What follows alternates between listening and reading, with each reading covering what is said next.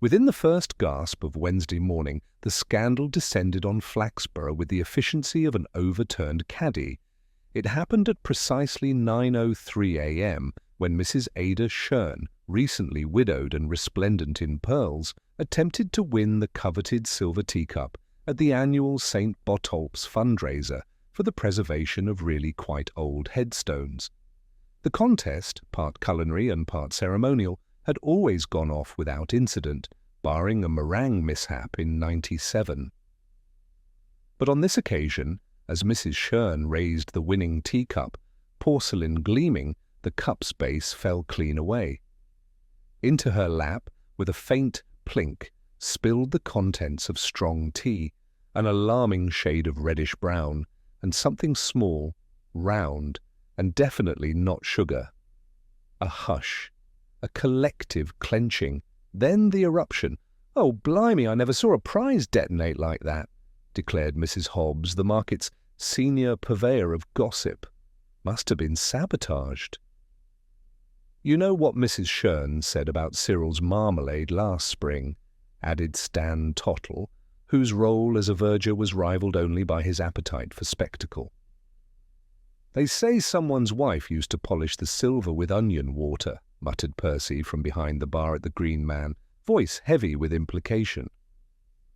"I always said her hands were too slippery for honest crockery," announced Ethel Crisp, who claimed to remember every winner back to 1952.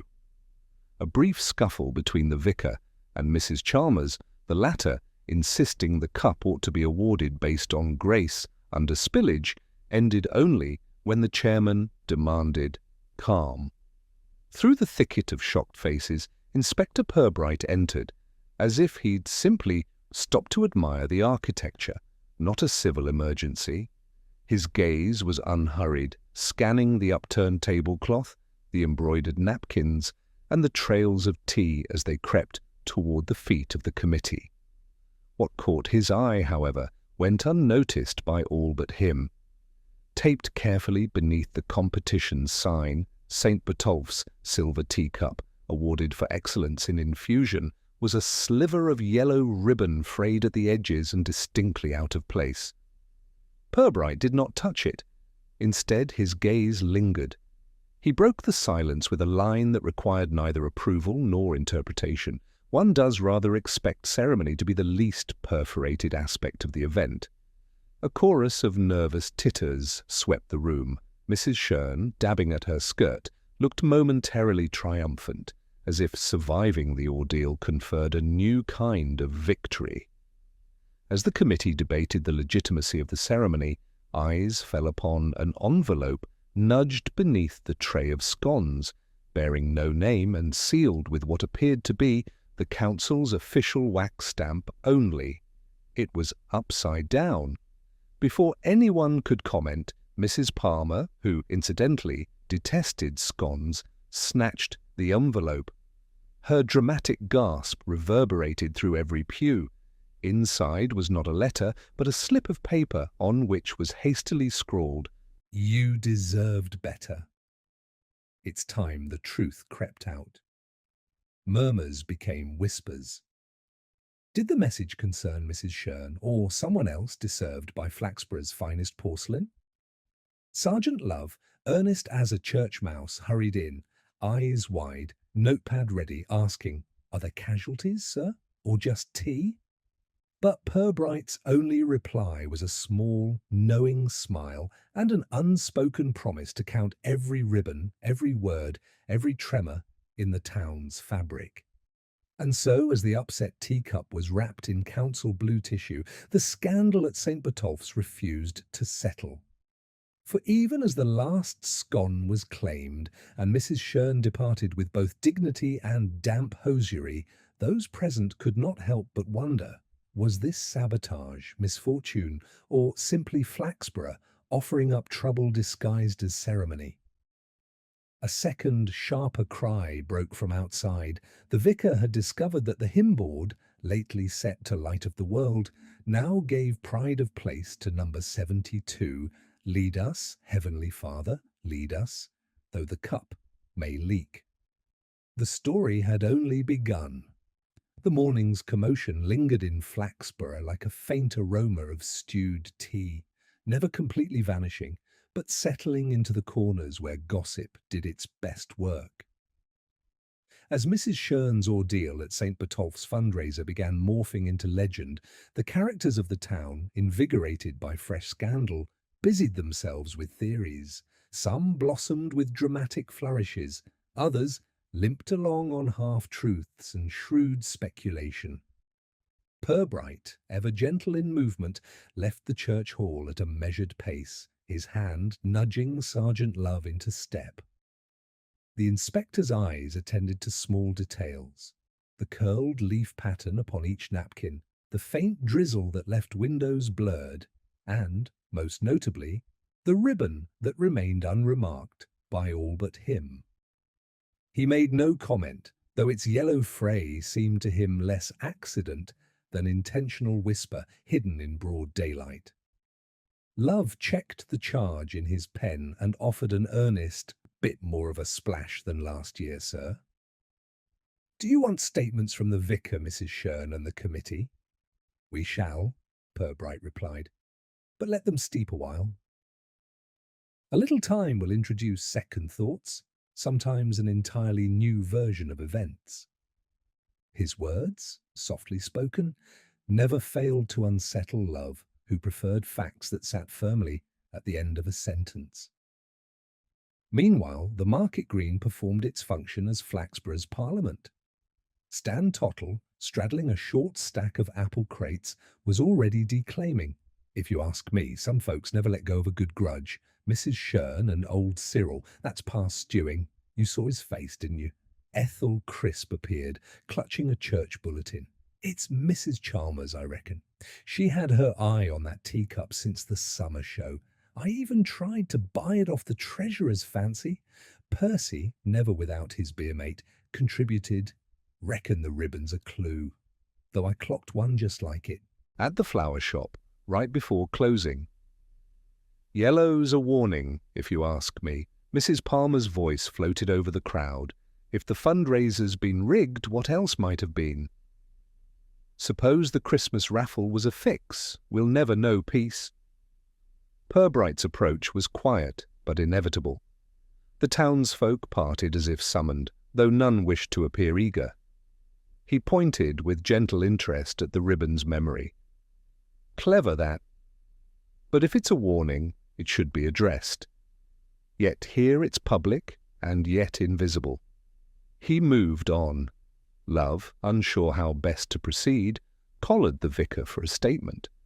Reverend Withers, red-cheeked but resolute, insisted it was an honest contest, a little accident, nothing divine or infernal. Mrs. Shern is dignified, even damp. She'll rise above it, I'm quite sure. From Shern herself, summoned in the side aisle, came only sabotage? Preposterous. But I've enemies. Some inspectors pour stewed tea into flower beds on principle. Did you feel ill before the announcement? Purbright asked mildly. Only a flutter. But it's nerves. You know how the ladies can be, with all those scones. It's a battlefield. Love glanced up, perplexed. A ribbon, a note, a ruined teacup. That's a lot of coincidence. Outside the church, Mrs. Chalmers was rallying her own sympathy, brandishing a bruised ego and a statement about fairness. "I have never tampered with a contest in my life. The silverware was checked by me yesterday.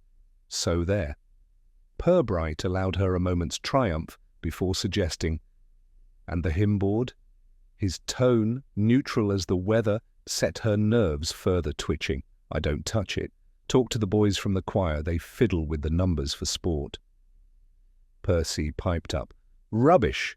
I saw Mrs. Chalmers fixing the books after the meeting last Sunday. She's fast with a hymn number." The afternoon pressed on, and the town's rhythm grew increasingly syncopated with speculation. Purbright paused in front of Gregory's florist, where windows glittered with cut blooms, and a small shelf offered yellow ribbon, frayed at one end, a twin, perhaps, of the find at St. Botolph's. Inside, Gregory himself was stoic, if a touch anxious. "You get ribbons of all sorts. That's a sample for the mayor's autumn show, not for sabotage." It's more likely someone snipped it for a bouquet and tossed the end. "Any bouquets for Mrs. Shern recently?" Purbright asked. The florist hesitated. "Yes, but only for the anniversary. Paid for by Mrs. Chalmers, oddly enough. She said it was tradition." Back on High Street, the Green Man pub had become a debating chamber. Stan Tottle discussed sabotage with Percy, while Ethel Crisp disagreed forcefully, maintaining, "Every contest has a scandal. It's half the fun. Let the inspector sort the mess." Throughout, Purbright's manner was placid, pooling and coolly calm, which allowed each anxiety space to surface unchecked. He listened for pauses, for statements hurried or slow.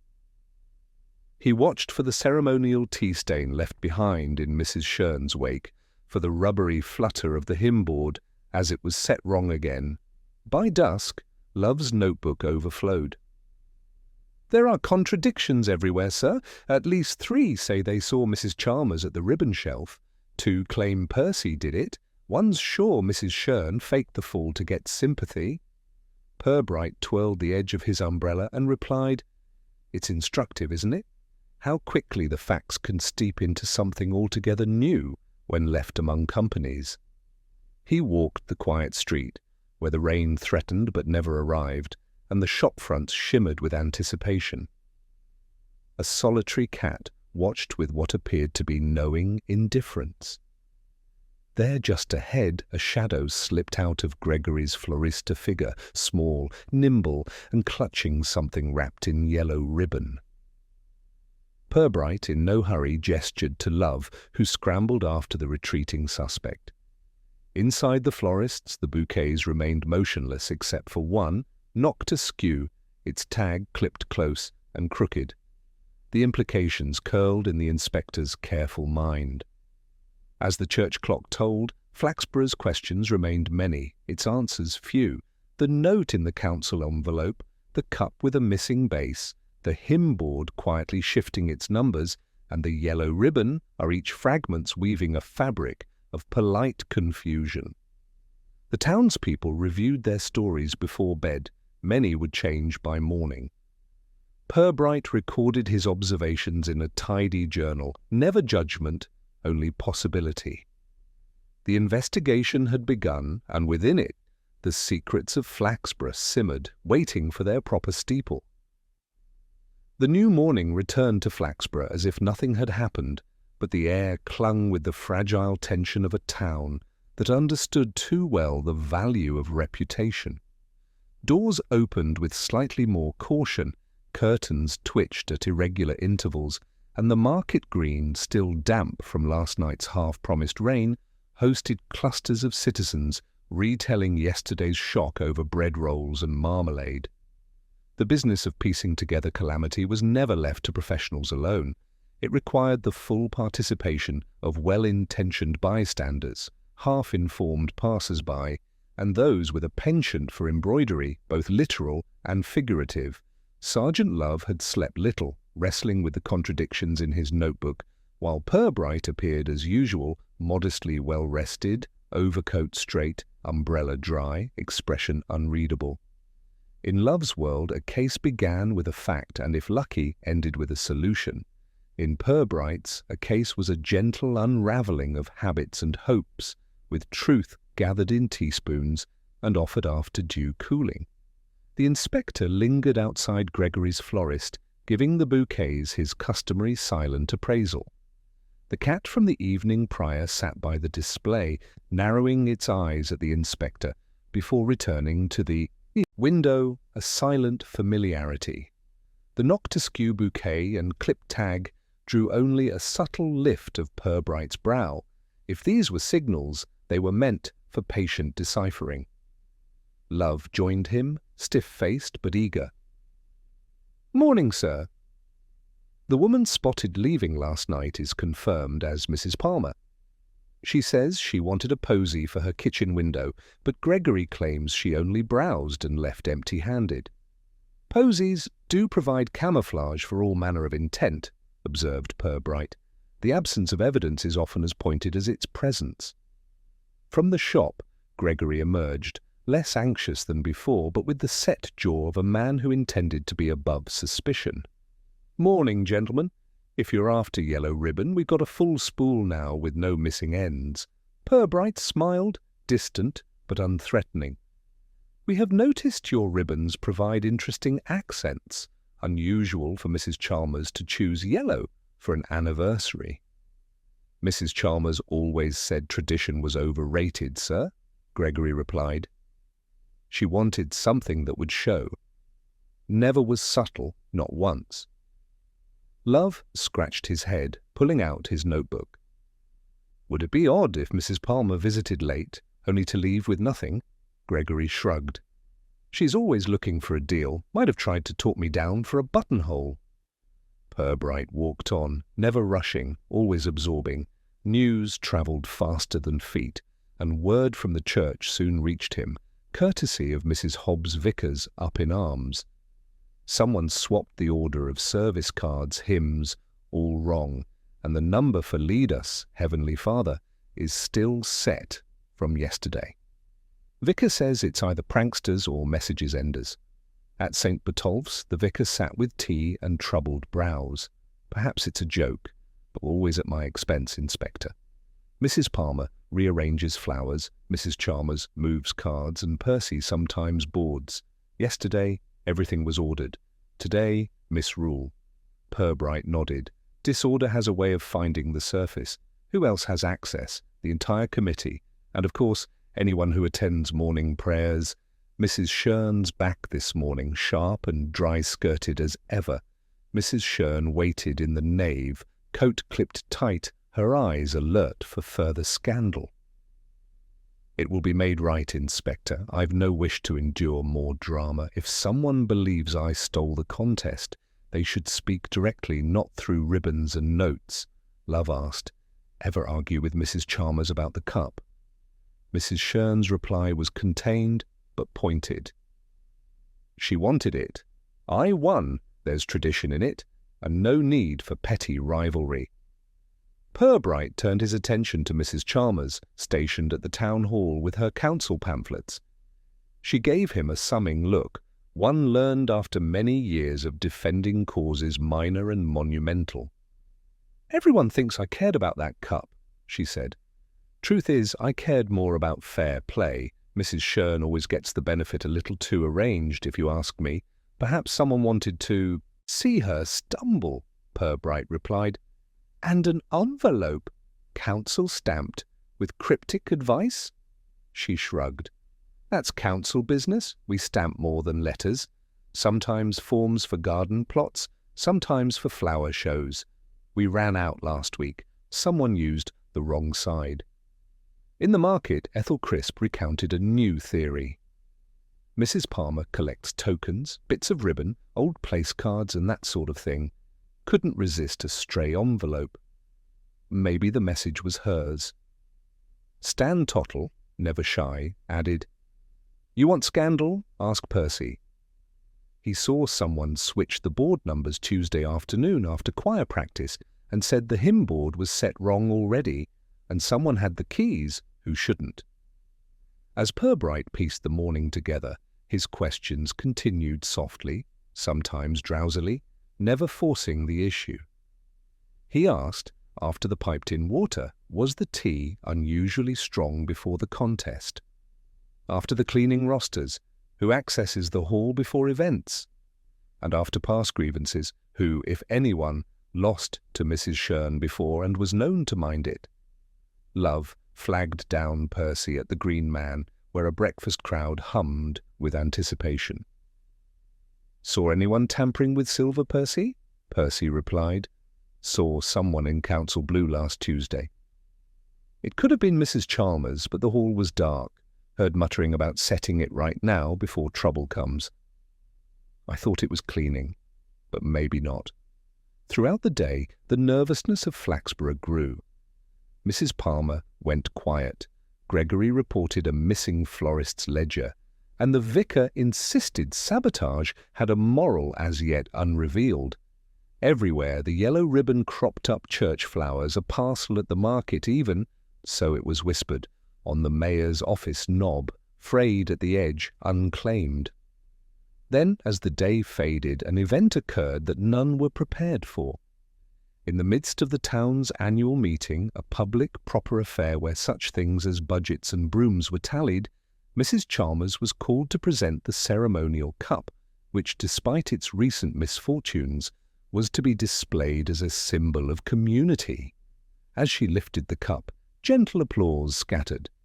But as she raised it higher, a slip of yellow ribbon tied around the handle and trailing conspicuously became visible. For a moment, silence. Then, as Mrs. Chalmers read the attached slip aloud, a tremor ran through the audience. "Let memory guide you and tradition beware." Whispers rose, eyes met and darted apart. Councillor Barker dropped his notes. Mrs. Shern's knuckles whitened. Gregory coughed theatrically. The vicar cleared his throat 3 times. Purbright, at the rear, softly remarked to Love, "Sometimes messages must be seen before they can be heard." Love nodded, uncertain if he'd understood, but certain that Flaxborough was far from running out of secrets. The slip of yellow ribbon was still drifting onto the town hall carpet when the second wave of commotion, less theatrical than the first, but charged with private intent, began to ripple through Flaxborough's assembled dignitaries. Mrs. Chalmers, her hands momentarily graceless as she clutched the cup, stood frozen amid a chorus of thinly disguised coughs and shuffles. For a town that prized regularity above all, such a breach in the ceremonial script felt almost sacrilegious. Sergeant Love, positioned at the edge of the council table, scribbled furiously, catching each new flurry of speculation as it hatched. Councillor Barker whispered, "Tradition beware." Sounds more like a threat than advice. Gregory, the florist, nursed his coffee and watched, unblinkingly, the ribbon's slow descent. To anyone else, it was a mere scrap lost, perhaps, in the business of bouquets, but in Flaxborough, its meaning was accruing nuance by the second. Purbright remained by the rear wall, his gaze methodical as he observed the subtle choreography at play.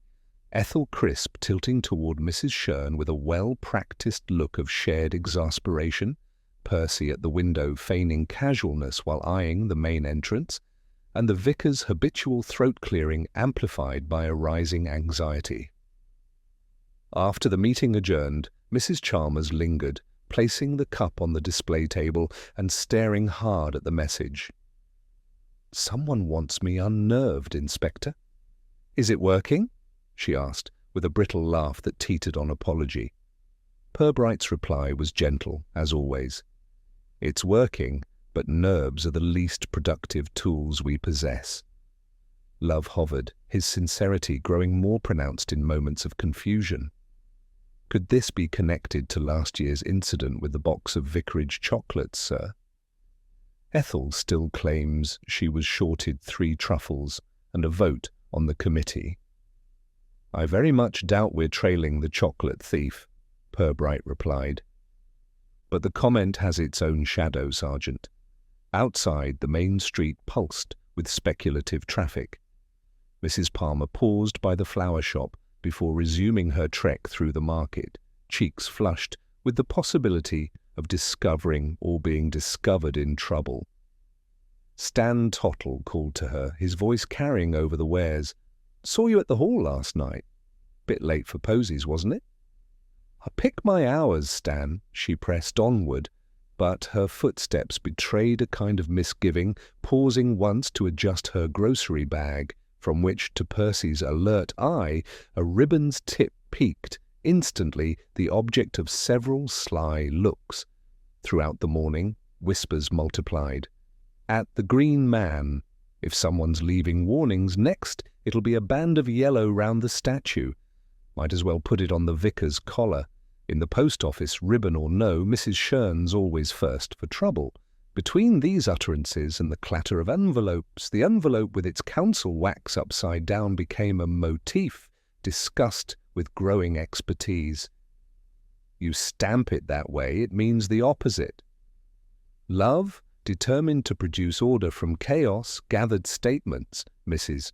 Palmer's version of last night's events shifted. Initially, she had come for a ribbon, then for a forgotten ledger, then simply to browse. Gregory pressed, admitted she eyed the yellow but left with white. Maybe someone else found what she was after. Percy's certainty, however, reminded all of the value of a good, unreliable witness. I saw Miss Palmer take something, but it may have been her keys or a cake or a ribbon. It was dark. Purbright, meanwhile, traced habit rather than intent. He called at Mrs. Shern's, his questions buffered in gentility. "Fond of yellow ribbon, Mrs. Shern? I prefer blue, Inspector. Yellow is too brazen. The only time I used it was for Cyril's retirement, and only because Ethel insisted." And council envelopes? Her reply was a model of clipped dignity. Only for official business. The fundraiser's letters are a matter for the archives, not for drama. Love exchanged theories with the vicar over weak tea and stronger opinions. If someone wished to upset Mrs. Chalmers, why not target the contest directly? The vicar mused. "Sabotage lives in the ceremony, Sergeant. This isn't vengeance, but a rearrangement. Someone wants things unsettled enough for their version to take root." Back at Town Hall, the display table drew inquiries like sugar draws flies. Mrs. Chalmers found herself beset by committee regulars, each eager to contribute an entirely new suspicion. Ethel Crisp launched into a firm defence. "It isn't like Mrs. Shern to let the cup go down without a fight. I think Palmer's behind it. You saw her at the post office, sniffing round the place cards as if hoping for a clue." Stan Tottle contradicted, and Chalmers is rattled. That's enough for me. It was noon before Purbright and Love reconvened in the quiet of the inspector's office, the room steeped in paper and the echo of old meetings. Love laid out his notebook, lines scored and columns crowded. "Sir, we've the ribbon in 3 places, the cup in 2, and the envelope in a growing legend. Where do we start?" Purbright's reply was both answer and guidance. "We start with what is expected and search for what isn't. In Flaxborough, what isn't said often counts twice. Focus on the next opportunity for public disorder. That's where the next clue will present itself." That opportunity arrived much sooner than expected. Shortly after midday, Mrs. Shern was due at the annual flower show to present the committee's donation presentation, which was both anticipated and dreaded. As she approached the stand, a muffled exclamation ran through the crowd. The donation envelope was missing from the treasurer's table, which itself had been relocated to the opposite end of the tent, and upon it sat a cryptic bouquet of yellow ribbons, none of them hers. Gasps and sharp words mingled as a fresh surge of speculation swept over the crowd. The mayor, flustered but trying for composure, requested calm. "We must assume an honest mistake," he declared, as Ethel Crisp brandished the bouquet and Stan Tottle scrambled under the table for lost envelopes. Mrs. Chalmers looked directly at Purbright, saying, "There's chaos in the ceremony, Inspector. Someone means for us not to know what we're giving away." Purbright nodded, half to himself. The yellow ribbons, the displaced envelope, and the shifting concept of traditionally weaving together in a town determined, despite itself, to keep the mystery alive. Love leaned in as the flower show participants clustered about the table, noting the rapid rise in contradictory statements. "Sir, at this rate, the real issue will be finding a clue that isn't also an alibi." Purbright allowed a faint trace of amusement. In a community so busy defending itself, the truth arrives clothed as embarrassment. As afternoon stretched over Flaxborough, whispers turned to strategies, and everyone seemed to recalibrate their stories for the next twist. A stray sunbeam caught the yellow ribbons on the treasurer's table, making them shimmer almost celebratory, almost conspiratorial. In Flaxborough, the rituals of ceremony and sabotage continued to dance. never quite as graceful nor as clumsy as anyone pretended. The investigation had absorbed a new element, and with it, the story moved one step further from confusion and one step closer to discovery. The flower show tent vibrated with an energy not entirely explained by the prospect of judging begonias. The committee's missing donation envelope became the axis around which all further speculation spun, and the yellow ribbons displayed there shone less like decoration and more like evidence, unintended perhaps, but now, unavoidably, central. Purbright, consistently out of alignment with panic, stood just inside, hands folded behind his back, inviting confidences that slipped out in tones sometimes more apologetic than conspiratorial. Sergeant Love made a slow, respectful circuit of the flower tables, accepting remarks from townspeople eager to tame their own confusion. "Chalmers has always been the ambitious one," whispered Mrs. Palmer over a wedge of rock cake. "If she can't win, she might settle for a muddle." Contradictory views bloomed as freely as Narcissus. Percy, still nursing theories from the church, stated, "It never pays to cross Mrs. Shern in a contest. She's clever with rules, and clever means unpredictable." Stan Tottle, now sitting with a tally sheet meant for the market, but repurposed for collecting alibis, declared loudly, "You want sense? Ask Ethel. She keeps a running score of every cup and every missing envelope." Ethel Crisp accepted her role, leafing through notes of hers on each page marked with cryptic cross-references. Last year a bouquet, this year a disaster. She glared across the tent at Mrs. Palmer. Collects ribbons on the sly, does Palmer. Never seen her gift one yet. Amid the chaos, Mrs. Shern maintained composure on the surface, though her small pursed lips betrayed something less, controlled. She approached Purbright as a woman determined to clarify her record. "Inspector, I didn't touch the treasurer's table after leaving my skirt to dry. I gave my paperwork directly to Councillor Barker. If he's lost it, it's not by my hand." Purbright received her words with a gentle nod, prompting her to continue. "And those ribbons, the committee ordered them for the children's parade, not for sabotage." Before Purbright could reply, Barker himself was called over, summoned by Gregory with the entreaty, "You've got the only key to the donation box." "Replace the envelope yourself, surely?" Barker frowned, shaking his head. "I laid the box out with all the envelopes this morning. Didn't open it again until Mrs. Chalmers asked for totals." The mayor, red-faced from embarrassment rather than exertion, over-enunciated. "We must avoid public disorder. Rumours about missing envelopes help nothing. Inspector, can't you just ask who did it?" Sergeant Love, reassured by official involvement, prepared to do exactly that, notebook at the ready. Purbright, however, signalled restraint. "Allow a moment's confusion, Mr. Mayor. Order will return more swiftly if allowed to make a small detour." The tension shifted focus when a floral arrangement toppled, possibly the victim of Stan's poorly balanced chair, though Flaxborough's mood allowed for sabotage at every turn. Mrs. Palmer rushed to right it, her groceries spilling and revealing a spool of yellow ribbon. Silence greeted this accidental unveiling. "Love, gentle but direct," said Mrs. Palmer. "Is that a committee ribbon or your own?" Her cheeks coloured as she replied, "Bought at Gregory's earlier in the week. For my mantle, not for mischief." The crowd was unconvinced. Suspicion for the moment settled on her. Gregory, for his part, agreed. She asked for the yellow, though I advised blue would suit her vase better. Ethel Crisp noted the moment with a quiet tick on her notepad, whispering to Stan, "First to the ribbon, first to the trouble."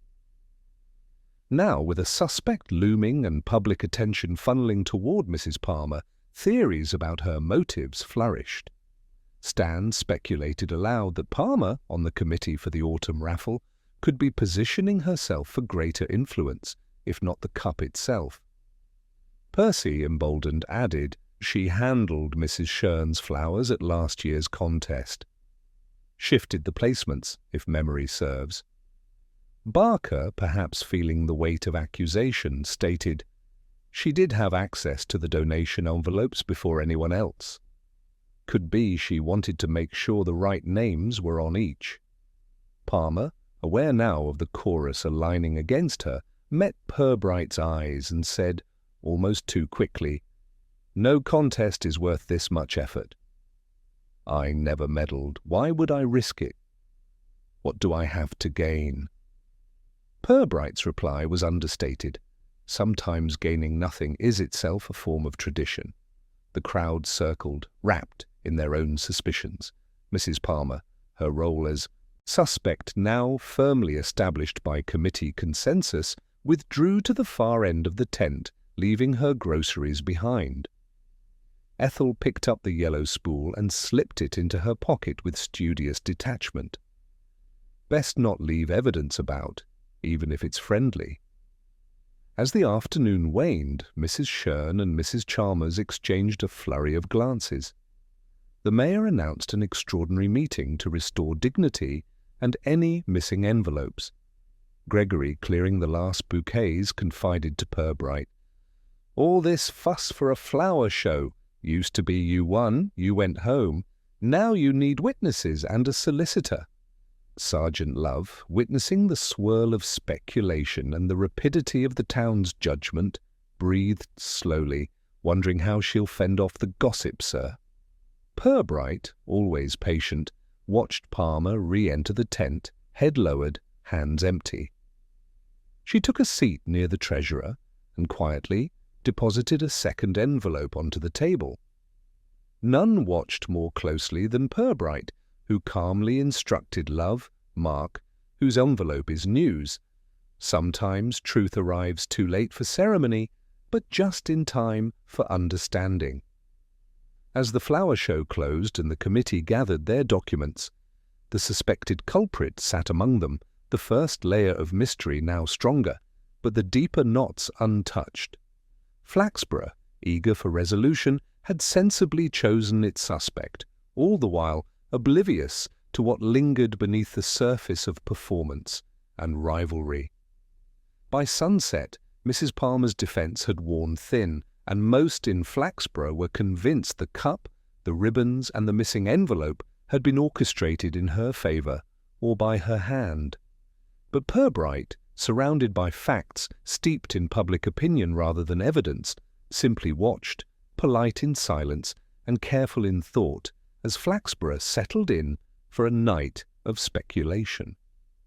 Twilight did little to stop Flaxborough's lively speculation, and as Mrs. Palmer's reputation hung tenuously between guilt and misfortune, the townsfolk, having chosen a suspect, naturally grew impatient for further spectacle. It arrived promptly the following morning as the annual committee breakfast convened in the mayor's drawing-room, a ritual designed for dignified discourse but, owing to recent events, primed for oddities. The mayor presided, addressing a crowd that sparkled with near-accusatory politeness. Mrs. Palmer, ostentatiously displaying a blue ribbon along her hat brim, accepted tea from Mrs. Chalmers without remark, though the gesture was so pointed it bordered on performance art. Mrs. Sherne confined her conversation to weather and traffic diversions, but the tension underneath, stitched tight and barely noticed, was there to be felt by those with an ear for combat disguised as courtesy. Stan Tottle, nominally in charge of pastries, took down a tray with such gusto that half the buns tumbled toward Percy, who plucked one up and whispered, "Even the baked goods are saboteurs this week." Purbright entered. As most conversations hit their first lull, his serenity masking a mind hard at work. He surveyed the room with the mildness of someone seeking a misplaced umbrella and, seeing Sergeant Love stationed near the buffet, nodded that the time for passivity had passed. "Shall we begin, Sergeant?" Purbright murmured a question as much for the room as for his companion. Love's reply was brief. "No harm in order, sir." He had become reliant on structure now more than ever. Mrs. Sherne leaned across to Mrs. Chalmers under the guise of seeking sugar, their voices a little too pitched for innocuous exchange.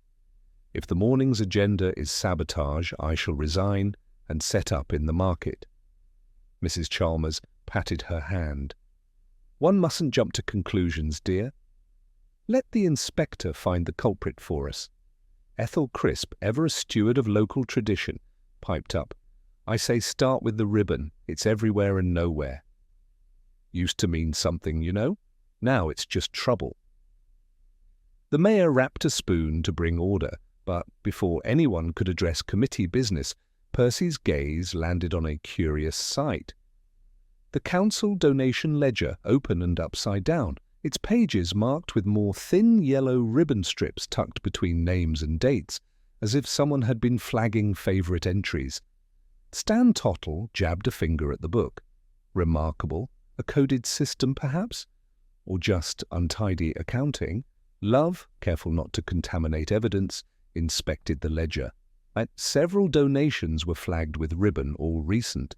Mrs. Palmer's is marked, but so are 3 of Mrs. Shern's and 1 from Percy, though he insists on cash. The mayor frowned. Is this revelation intended, Inspector? Purbright gently adjusted the ledger. The intention seems fluid, Mr. Mayor. Ribbon marks may be clues or distractions or both. As the committee's bafflement gathered pace, a greater commotion erupted outside, a shriek from Ethel Crisp, who had stepped into the garden for air and returned clutching something small and jarring, the silver teacup, not in its display case, but hanging from a branch of the willow, its handle tied with an elaborate bow of yellow and blue ribbon. Within moments, committee members poured off the steps surrounding the tree. Stan muttered, "First the flower show, now the breakfast. Sabotage by horticulture." Mrs. Palmer looked pale as she eyed the cup. Mrs. Shern's lips set harder. Mrs. Chalmers examined the ribbon double-knotted and trailing down the trunk. That's not committee tying. Someone meant for this to be seen and talked about. Purbright knelt, inspecting the ground for disturbances, then nodded to Love. Every event resets expectations, Sergeant. It's as if the clues themselves wish to be noticed. The mayor dispatched Stan to fetch scissors and, with the caution of a man defusing a bomb, released the cup from its ribbon trap. As committee members trickled back inside, speculation swelled. Had Mrs. Palmer staged a diversion, hoping to deflect suspicion? Or was Mrs. Shern retaliating for her own embarrassment? Even Percy earned a second glance, being the last in the garden the previous night, by his own admission. The breakfast continued, its course altered. Mrs. Chalmers protested her innocence in whispers to Mrs. Palmer, who vigorously denied any involvement with the garden display, her voice gaining a tremulous edge. Ethel speculated on secret societies. It's always ribbons. Next, it'll be initials in the butter. Stan, meanwhile, catalogued garden tools, convinced the culprit was well equipped. Love, now enmeshed in contradiction, conferred with Purbright. If we assume Palmer's innocent, why the ribbon trail? If Shern's guilty, why a public display rather than silent sabotage? Because, Sergeant Purbright said, in Flaxborough, the correct answer isn't always the most satisfactory. Motives twist with reputation, and spectacle offers both mask and message. Later, Purbright paid visits to each suspect's home, watching behaviour more intently than words. Mrs. Palmer was defensive, but exhausted, the blue ribbon on her hat, a deliberate exaggeration. Mrs. Shern, uncharacteristically brisk, claimed utter indifference to ceremony. Let them quarrel over silver and string, Inspector. I'll have none of it. Mrs. Chalmers insisted her garden was locked overnight, pressing the inspector to check locks as well as clues. Back in the mayor's office, Percy peddled yet another theory. The town wants a suspect, so we pick Palmer. But the person who knows what happens next is always least suspected. Mark my words, someone's banking on Palmer's panic to hide the real move. Love jotted it down, even as he doubted its wisdom, and followed Purbright to Gregory's florist for one final query. Gregory, tired but curious, answered, "Blue ribbon has been selling fast since yesterday. Yellow's nearly out. Would have thought the town was decorating for a parade." Purbright pondered this, recognizing narrative momentum. The more the town insisted Palmer was guilty, the more Flaxborough craved a new twist, a fresh disruption, a contradiction so stark it could only reset the suspect field. His intuition was rewarded that evening when a small envelope appeared pinned to the town notice board's plain scrap, but bearing the council wax upside down. On the slip inside, "Truth must choose its own ribbon." Mrs. Shern found it first, but when Mrs. Palmer arrived, parade blue hat in place, she stared at the wax, at the message, and at Purbright, her composure quietly unravelling. Evening came quietly to Flaxborough, and the council's stamped message on the notice board lingered in municipal light, drawing townsfolk in pairs and trees. The line, "Truth must choose its own ribbon," became the new incantation, repeated by those more nervous than informed and speculated upon by those who preferred action over understanding. Mrs. Palmer, whose blue hat now marked her as both a figure of ridicule and defence, had all but lost focus, alternating between stubborn denial and fretful correction whenever questioned. Across the square, Stan Tottle critiqued the message's penmanship. Whoever wrote that holds a nib like a vicar, avoiding commitment, while Percy, ever the unreliable chronicler, maintained that wax upside down was as bad as leaving sauce bottles open at the pub. Ethel Crisp, not to miss a trend, polled everyone for ribbon preferences. She herself favoured plaid. Never latitude for scandal in a sensible tartan. Inspector Purbright moved among this quietly feverish crowd, every word collected with patient discretion, every gesture weighted for subtext. He paused beside Mrs. Shern, where a hush had developed, the two of them observing the new message from a sensible distance. "Any ideas, Mrs. Shern?" he asked softly. She returned a measured look. "If I wanted riddles, Inspector, I'd play cards with the postmistress. These notes are the work of someone who enjoys attention more than victory. That, or someone confident enough to invite confusion," countered Purbright. The conversation shifted as Mrs. Chalmers arrived, her mood sour and determined. "We cannot have meetings disrupted by cryptic envelopes," she snapped. "And if anyone from the committee thinks this is amusing, I'll propose a rule next session for the banning of all decorative string." Mrs. Palmer, overhearing, clutched her blue hat. "I only ever purchased a ribbon for the mantle. Someone's using me and all of us." Purbright studied her, then turned gently to Sergeant Love, who had spent hours sorting committee rosters, ribbon receipts, and notations on gardening implements. "How does the ledger look?" Purbright asked. Love sighed, leafing through the ragged notebook. "Disordered, sir. Several marks make no sense. Donations are flagged by colour but do not match any events. Someone's written swap next to Percy's name and double after Mrs. Chalmers's entry. Have all donor envelopes been returned for the chairman's inspection?" Purbright did not direct this to anyone in particular, but Barker, now hovering nearby, responded, "Not quite. I've received 3, but Mrs. Palmer appears to have gone missing again." Ethel, adding narrative, piped up. "If you ask me, Palmer misplaced the lot and Shern rigged the rest. They're always bickering over the flower stall arrangements."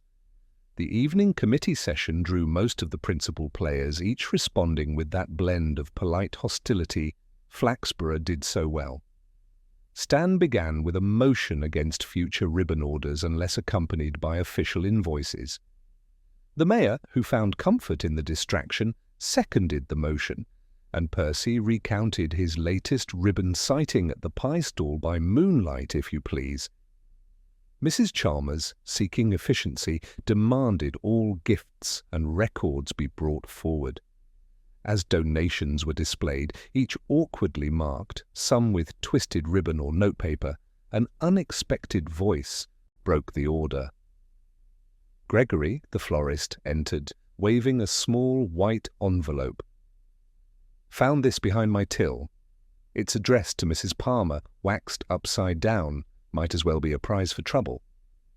The assembly winced noticeably as Palmer accepted the envelope, opening it with trembling hands. Inside was another cryptic note.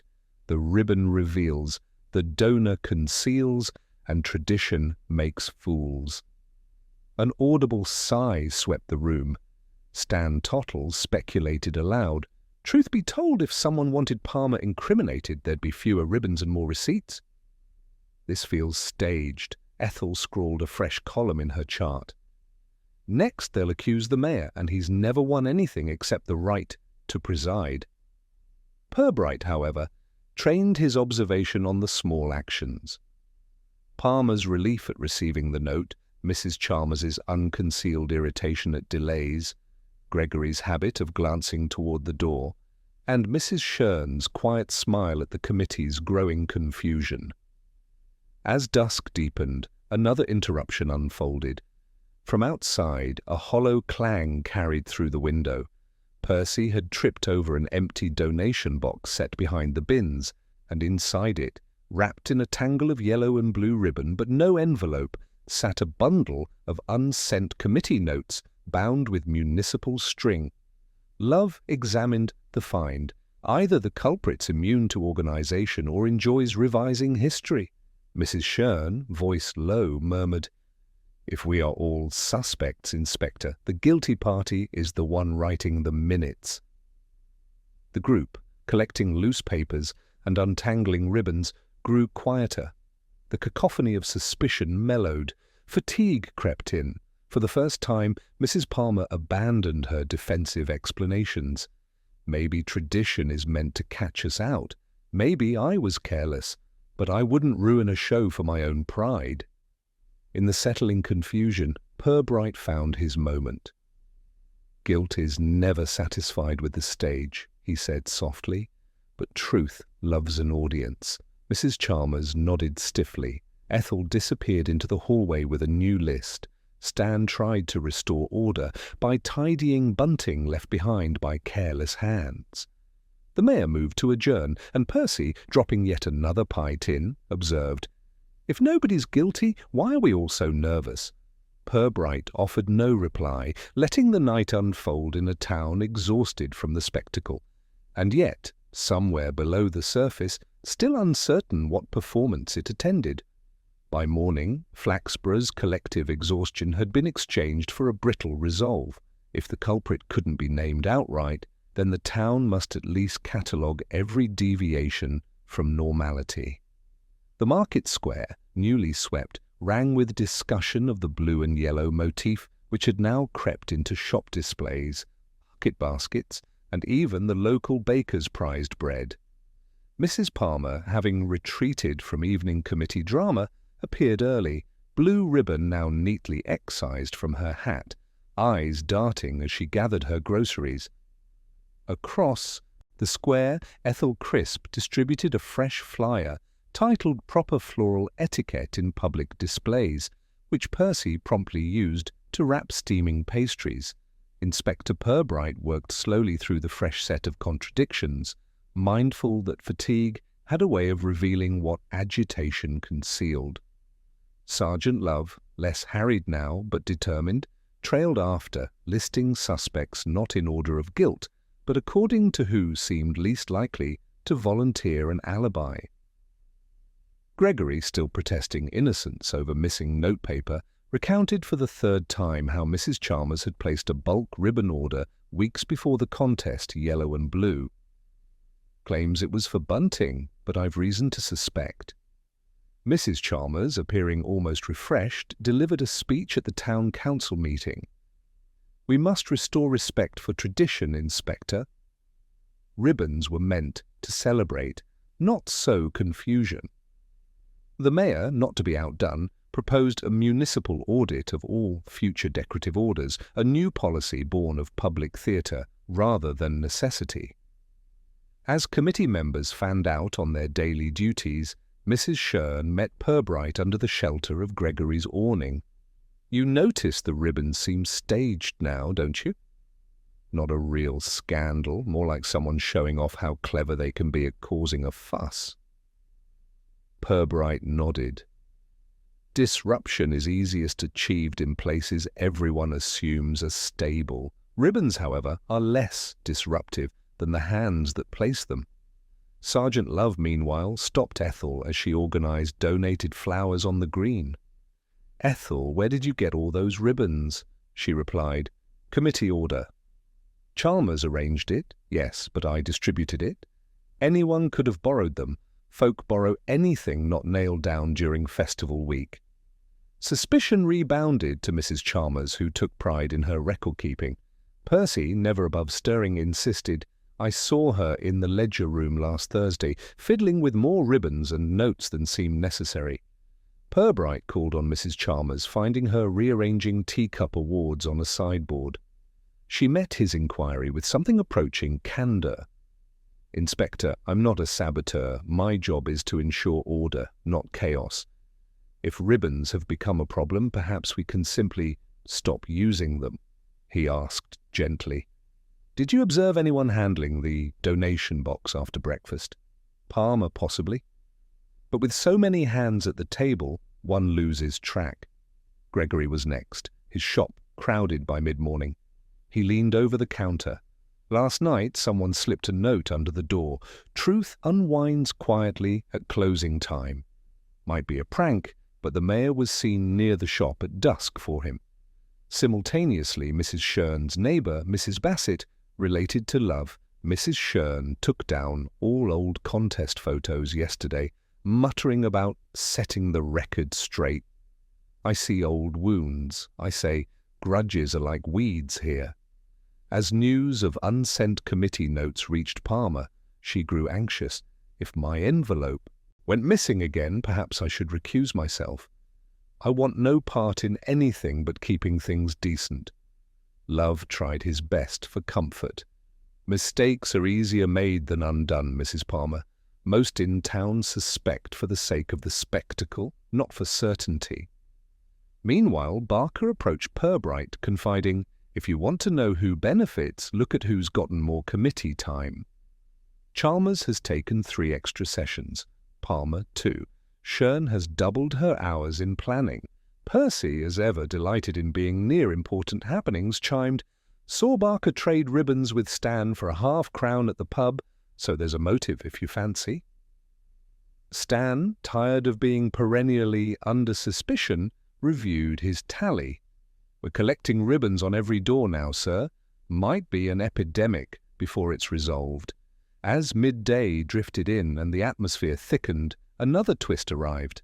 Ethel burst into the Green Man, carrying a parcel tied, of course, with a double knot of blue and yellow ribbon. Inside were half a dozen old contest place cards, the council's stamp haphazardly affixed. "Someone's clearing out evidence," she announced. The parcel, found tucked into the flower show's supply box, raised a fresh wave of speculation. Mrs. Shern, sighted on 3 of the cards, looked both alarmed and resigned. Purbright studied the bundle, quietly observing that the double knot suggests a partnership in disruption, or perhaps a pair unwilling to act alone. Stan wondered aloud. If they're working together, perhaps we're all suspects, but none guilty. Peculiarity is the new order. Love, reviewing the new evidence, called attention to a slip of paper within the parcel. Scrawled in careful script, chaos for the sake of spectacle, tradition for pride. The cup will circulate until all are weary of winning. The group, reading the message, debated its intent. Palmer muttered, "If this is meant to clear names, it's done the opposite." Mrs. Chalmers, unyielding, stated, "It's a confession or a diversion, there's no telling which." The mayor, behind her, echoed the sentiment, "All future cups to be marked and locked. Committee business stops here until answers are provided." The town, thus temporarily suspended in its business, pressed for resolution. Mrs. Shern quietly boxed her contest memorabilia. Palmer avoided the market, passing her errands to neighbours. Stan retired to the pub, plotting ribbon reform. Ethel began to archive flower show minutes for posterity, convinced that history would prize her diligence. All the while, Purbright observed, connecting gestures and silences, measuring the weight of communal fatigue against individual admissions. For now the cup remained misplaced, the ribbon orders overfulfilled, and the archives softly expanding. But as evening approached and the contest place cards were locked away, a new rumour emerged. Someone had seen the Mayor and Mrs. Chalmers together in the council chamber, disagreeing over a ledger whose pages bore, unmistakably, ribbons at every account. The rumour of the Mayor and Mrs. Chalmers, locked in quiet conflict amid a ledger festooned with ribbons, swept Flaxborough before breakfast had cooled. By mid-morning it had become the authoritative explanation for every minor mishap and missing item across 4 committees. The cup is still missing now myth, and the market stalls hummed with conspiratorial scenes, more intricate than any the inspector might concoct. Sergeant Love, already on his 4th revision of the suspect list, made his way to the council chamber, his presence met with looks that managed to be both eager and wary. The Mayor, who seemed to have aged a year since the last ribbon inventory, denied any knowledge of colourful sabotage. "My job is signatures, not surveillance, Inspector." Mrs. Chalmers sat opposite, hands folded tightly, her habitual poise unmoored by the possibility of being misunderstood. Stan Tottle's theory, aired over eggs at the Green Man, achieved new, lurid heights. It's the old ledger trick. Both mark their favourite entries for future favours. Then someone nicks the cup and pins it to the leader's garden fence. Percy, delighted, suggested the solution was even simpler. The Mayor only sees ribbon when someone else wins. At the pie fair, he put blue in the jam just to cause an uproar. Ethel Crisp compiling a 3rd flyer. Warning: do not accept ribbons from strangers. Distributed them methodically. Gregory observed, people talk about clues, but never the ordinary. You'd do well, Inspector, to ask who washes their hands after council.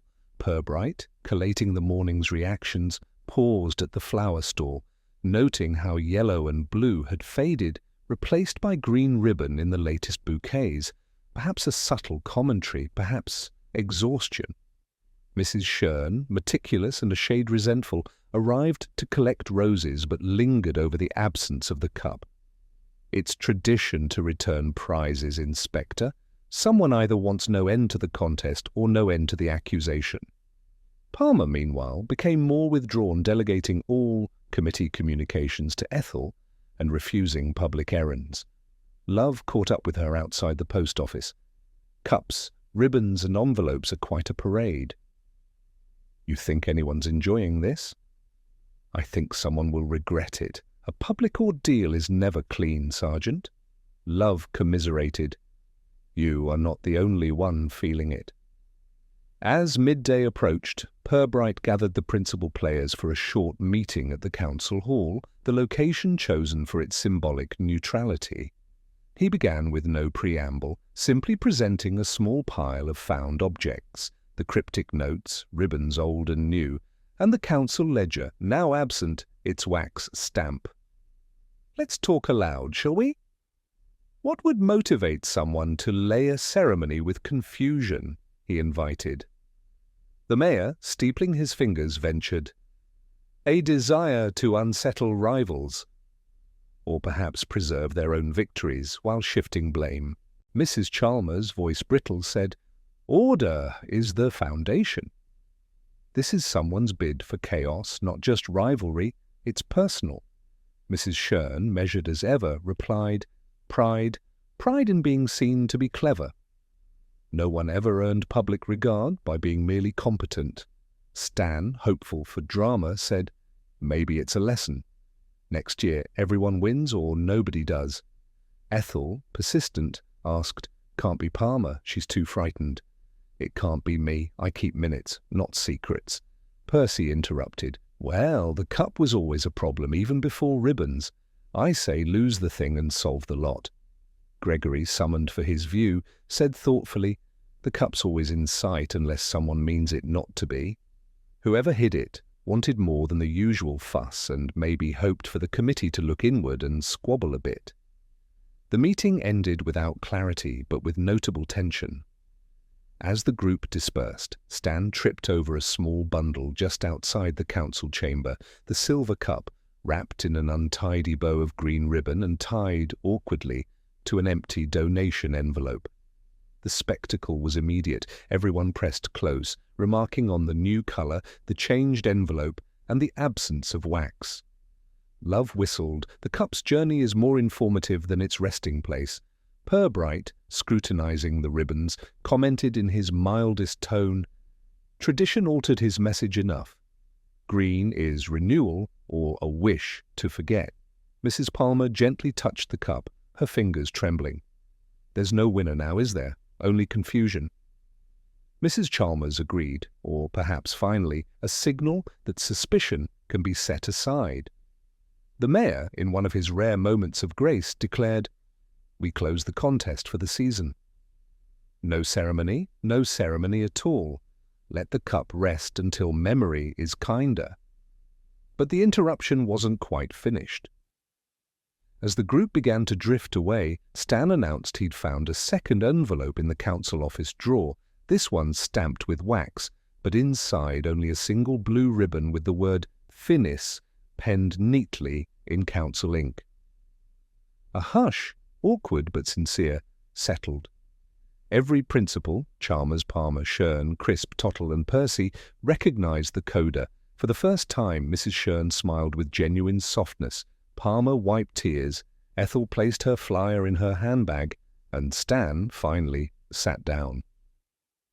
Purbright leaned toward Love and murmured, "Spectacle has its cycle, and ceremony its time."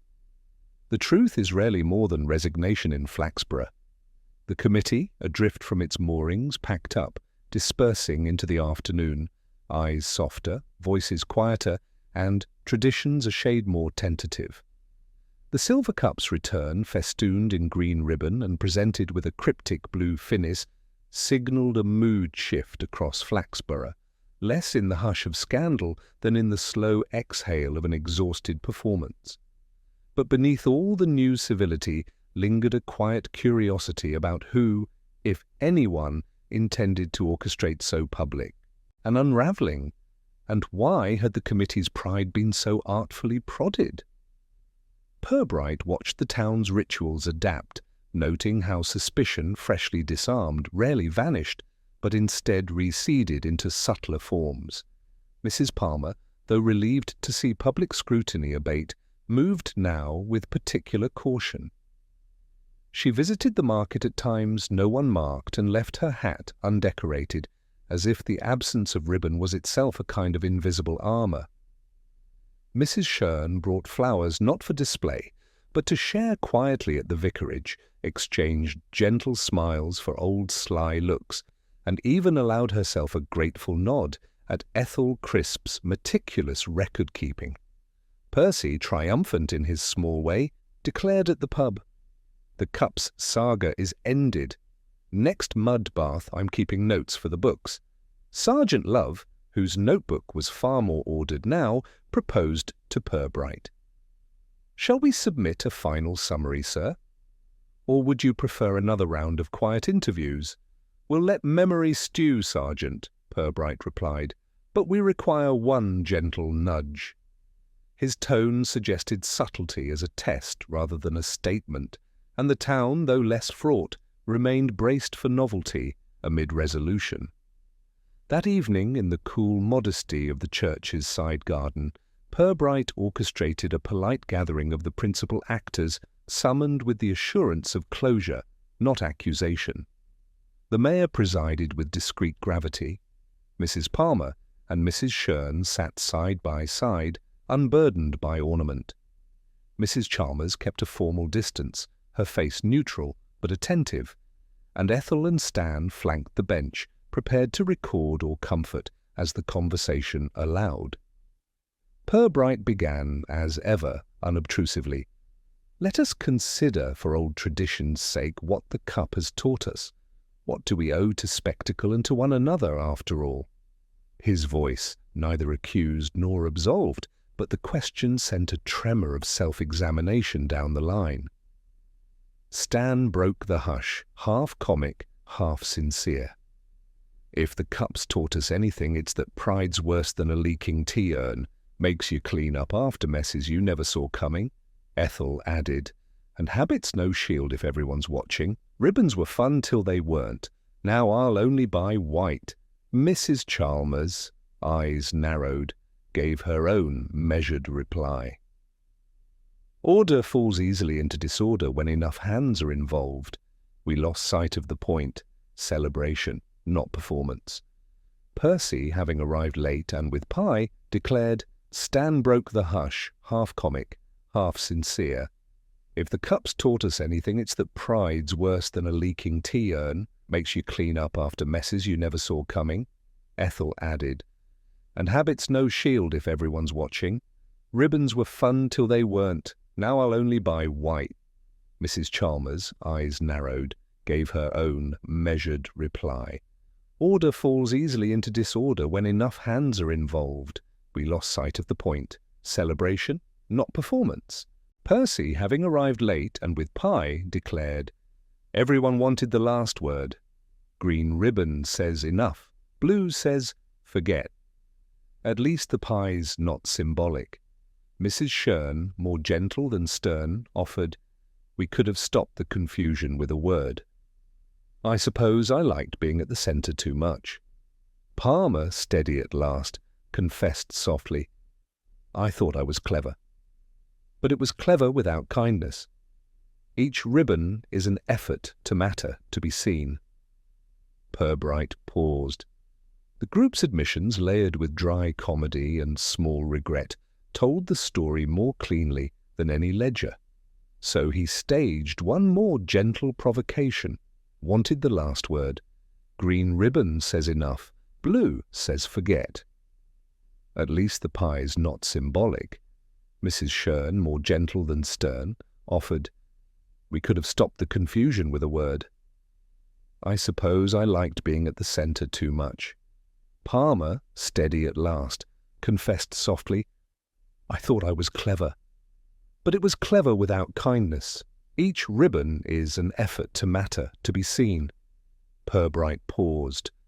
The group's admissions, layered with dry comedy and small regret, told the story more cleanly than any ledger, so he staged one more gentle provocation.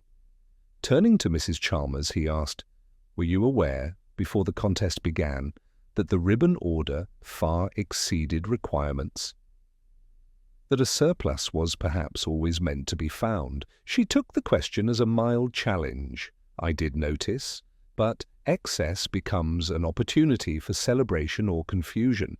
I see now I protected tradition, but failed to protect the people in it. Ethel thumbed through notes, discovering only unmarked sheets. Funny. Memory so sure, yet evidence so thin. Did anyone keep any ribbon for themselves? Percy, grinning, raised a tiny scrap from his pocket. "For luck," I said. The mayor, letting the scene settle, asked, "Can we let the season rest, Inspector? Have we learned enough now?" Purbright nodded, almost drowsily. "Ceremony is what society makes of it.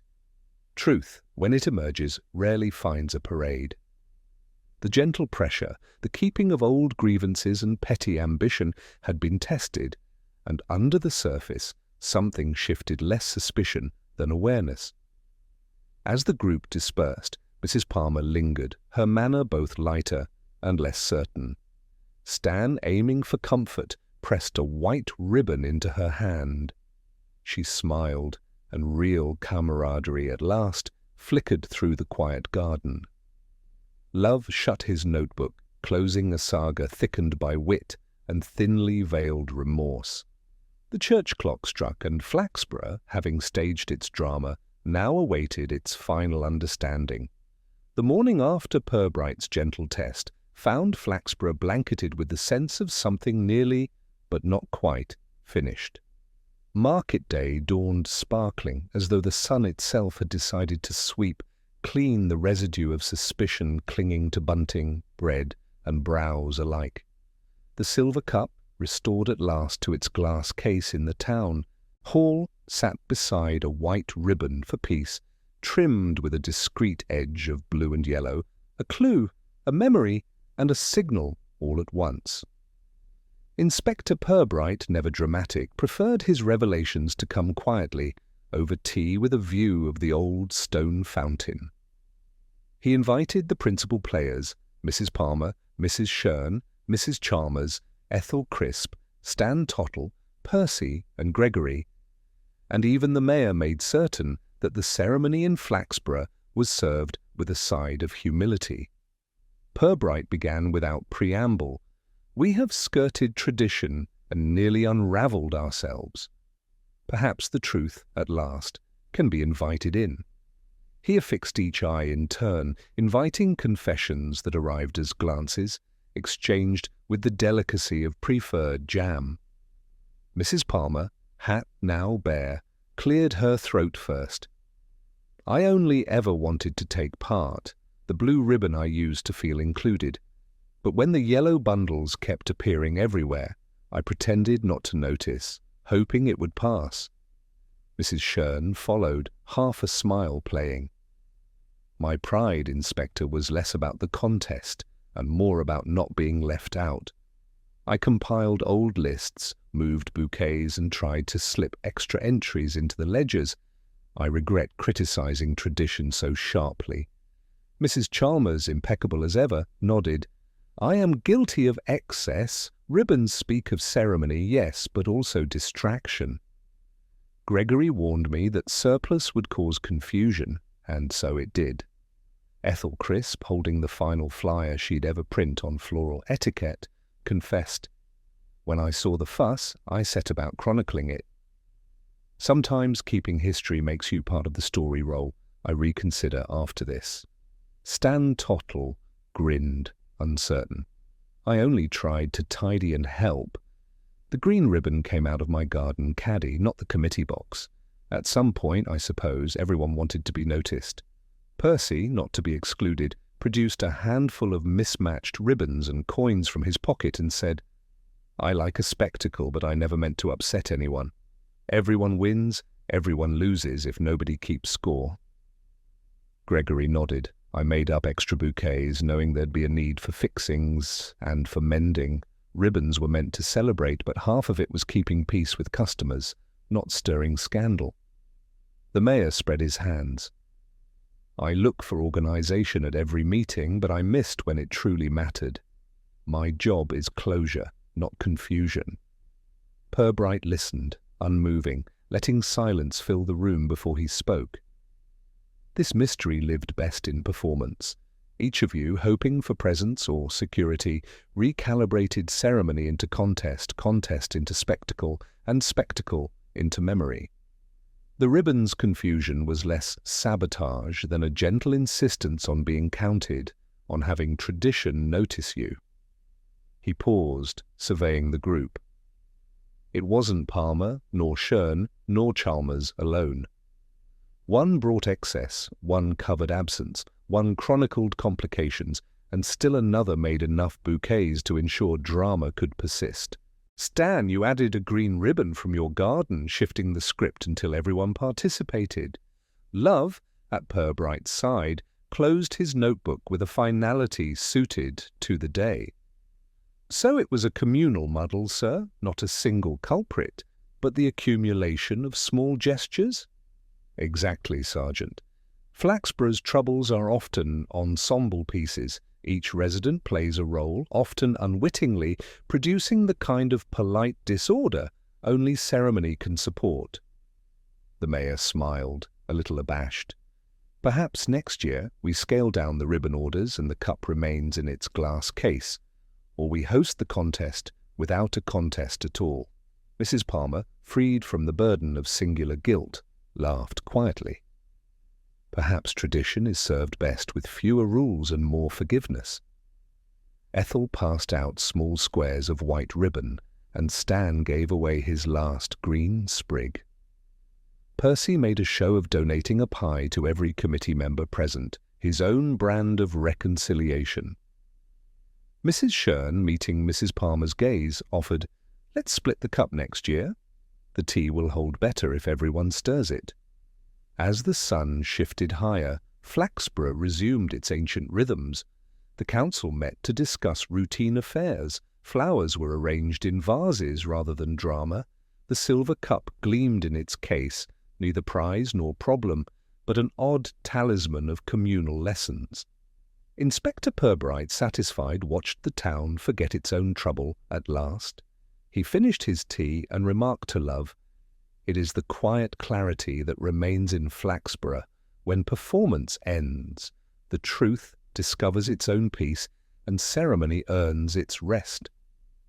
Ceremony faded, and Flaxborough's unseen currents, softened now, carried its residents forward into an afternoon unclouded by scandal. The church clock chimed quietly, a gentle cue for the market's return to ordinary preoccupations.